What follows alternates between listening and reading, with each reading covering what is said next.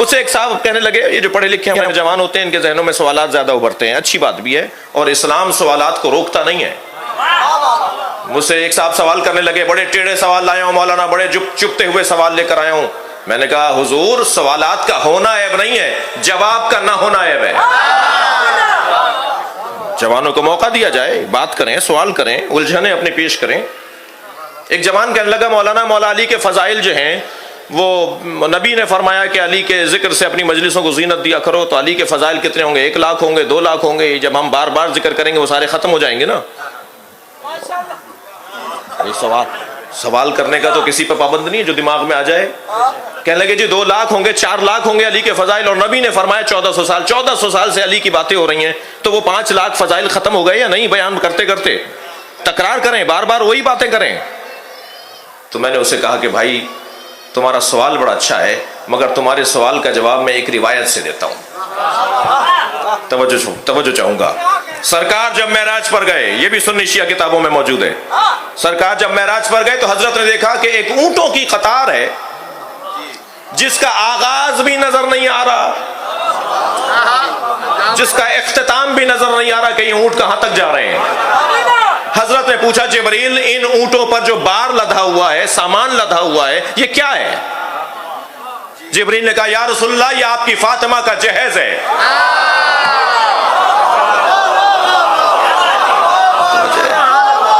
توجہ ہے بھائی، سبحان اللہ بولنے سے ثواب آپ کو بھی ہوگا۔ توجہ ہے۔ جبریل نے کہا یا رسول اللہ یہ آپ کی فاطمہ کا جہیز ہے۔ نبی نے فرمایا ایک اونٹ بٹھاؤ، ایک اونٹ روکو۔ اس قطار میں سے ایک اونٹ کو بٹھایا گیا، سرکار نے فرمایا سامان کھولو۔ سامان کھولا گیا تو 1000 کتابیں نکلیں، جس میں ہر کتاب میں 1000 علی کے فضائل لکھے تھے۔ اللہ اکبر۔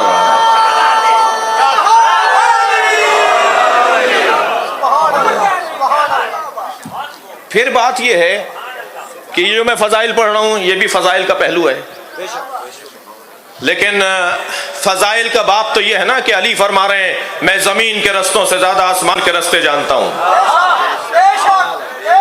جی مولا گزر رہے تھے ایک جگہ سے، ایک شخص ہل چلا رہا تھا۔ آپ لوگ زمیندار بیٹھے ہیں نا، کاشتکار بیٹھے ہیں، ایک شخص ہل چلا رہا تھا۔ حضرت نے آواز دے کر کہا کہ تم اس زمین میں کیا بونا چاہتے ہو؟ تو اس نے ایک سبزی کا نام لیا کہ مولا میں گاجر بونا چاہتا ہوں۔ حضرت اپنی گھوڑے سے اترے، زمین سے مٹی اٹھا کر اسے دیکھا اور زمین پر پھینکتے ہوئے فرمائے اس میں کدو اچھا اگے گا، گاجر نہیں اگے گی۔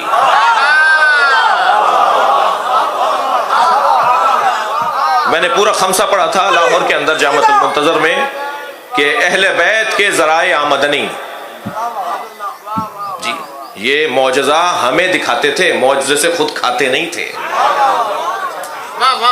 توجہ ہے، یہ جو نہیں مانتا تھا نا اسے معجزہ دکھاتے تھے۔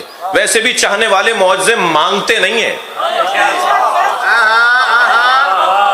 معجزہ دکھائیں گے تو مانوں گا، تو پھر تم تو معجزے کو مان رہے ہو، علی کو تو نہیں مان رہے۔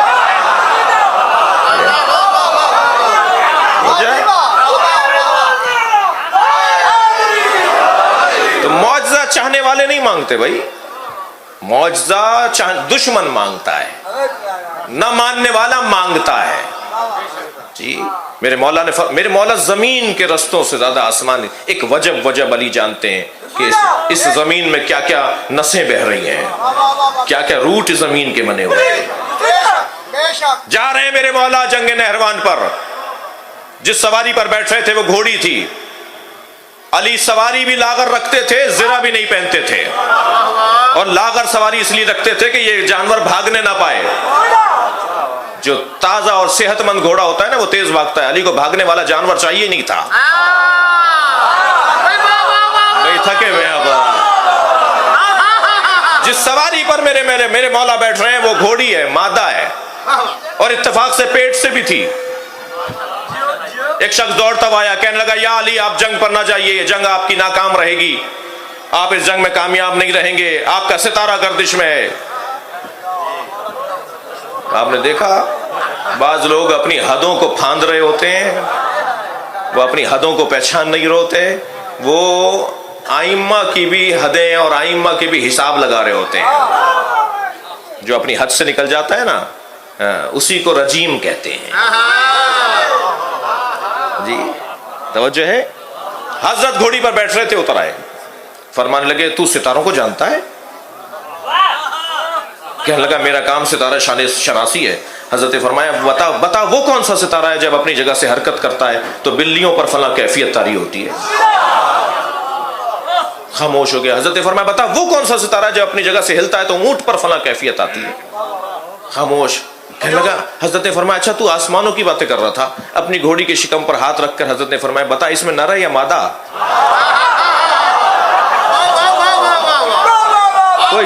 کوئی جواب نہیں تھا. حضرت نے فرمایا تو سامنے کی چیز نہیں بتا سکتا, آسمانوں کی باتیں کر رہا ہے. حضرت نے فرمایا اچھا بتا میری گھوڑی کے سم کے نیچے کیا ہے؟ اسے کچھ نہیں پتا تھا. حضرت نے فرمایا تو خامخواہ بات کر رہا تھا. سن میں جس جنگ پر جا رہا ہوں, میں نے جنگیں بہت لڑی ہیں, مگر میں جس جنگ پر جا رہا ہوں میرے 10 نہیں مریں گے, ان کے 10 نہیں بچیں گے.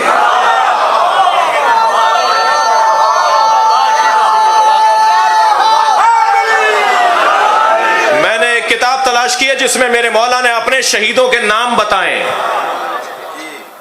جو 9 شہید ہوئے تھے مولا کے, اور ادھر حضرت نے جو بتایا نا کہ 10 نہیں بچیں گے, تو وہ جو 10 بچے تھے, 9 بچے تھے, ان لوگوں کا نام بتائے مولا نے کون کون بچے گا. مارنے سے پہلے بتا رہے کون بچے گا,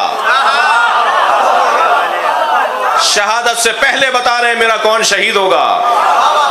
قائد ملت جعفری علامہ مفتی جعفر حسین صاحب نے نہج البلاغہ کی اس خطبے کی شرح لکھتے ہوئے لکھا ہے کہ وہ جو 9 بچے نا علی کی تلوار سے, 2 افریقہ چلے گئے, 2 بحرین چلے گئے, 2 سعودی عرب چلے گئے, مجھے لگتا ہے 2 افغانستان بھی آئے. علی کی تلوار سے بچے ہوئے لوگ نہیں. عزیزان گرامی, علی ابن ابی طالب کے فضائل کم ہونے والے نہیں ہیں. ایک ایک جملے پر جو میرے مولا نے فرمایا نا نہج البلاغہ میں, ایک ایک جملے پر اگر سیمینار رکھوایا جائے تو 10 20 لوگ تقریریں کرتے رہیں گے, مگر علی کے جملے کی گہرائی تک نہیں پہنچ پائیں گے. میرے اور آپ کے لیے عزت یہ ہے کہ میں جس دروازے پر بیٹھا ہوں اس سے اچھا دروازہ نہیں ہے.